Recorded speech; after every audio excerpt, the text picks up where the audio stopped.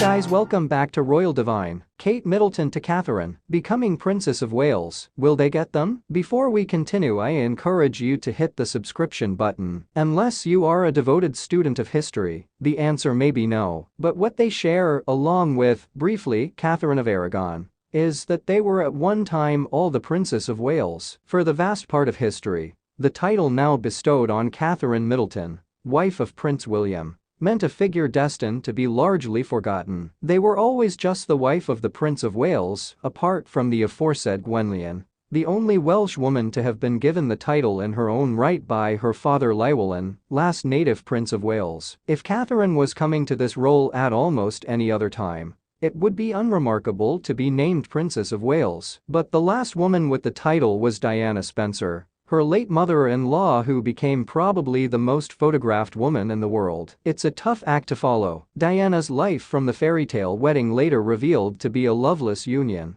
to her high-profile divorce and death in a 1997 Paris car crash aged 36, had all the elements of a modern-day Greek tragedy. The ongoing public adoration of the People's Princess made it impossible for Camilla Parker Bowles to consider using the title when she married the then Prince of Wales in 2005, sticking to the lesser rank of Duchess of Cornwall. And now it is Catherine's turn. For Catherine, she has become. Newspapers like to forget they called her Waity Katie during the years between the couple meeting in 2001 and their engagement in 2010. But those years that followed the first encounter at St. Andrews gave her what Diana never had, a chance to edge her way slowly towards a royal role she assumed on marriage, a decade older at 29 than Diana had been. Through the post-university years, she worked for a time in her parents' party business company and at fashion outlet Jigsaw. Her association with charity then tended more towards fundraising events, such as polo matches or rowing galas. But by the time her engagement was announced,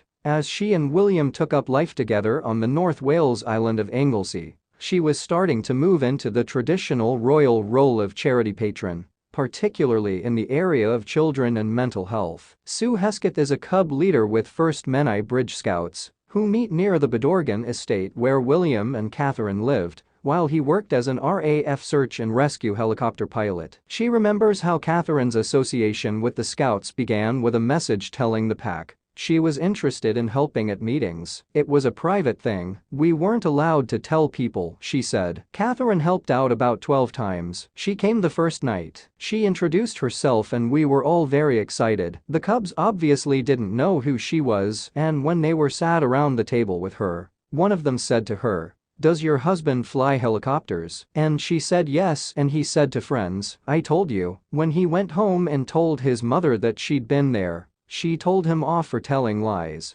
because she didn't believe she'd been there. Sue added, "She did all the normal things that cub leaders do. She helped us with craft things, she played games." Thanks for watching.